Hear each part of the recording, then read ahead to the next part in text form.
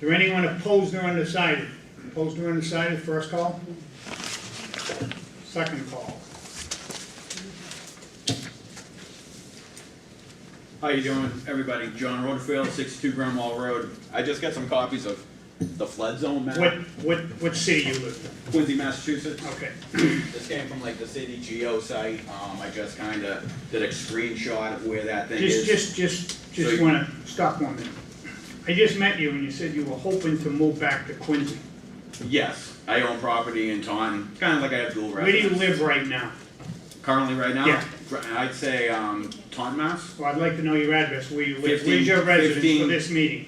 15 4th Ave, Taunton, Mass. I would Thank say. you. Thank you.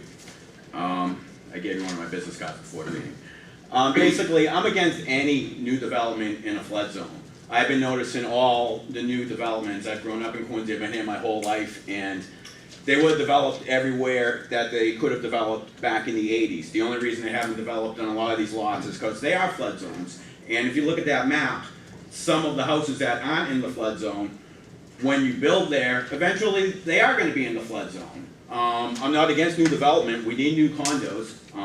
It would be great to have something like this built anywhere else in the city that's not in a flood zone. I mean, I don't understand. I mean, people shouldn't have special permission to be in a flood zone. So let's say if they are in a flood zone, why are you going to grant them all these other variances? You know, you have to let something, you know, make sense. It doesn't make any sense. I mean, I have a thing here that says that the lot is about 19,000 square feet, 19,841 square feet.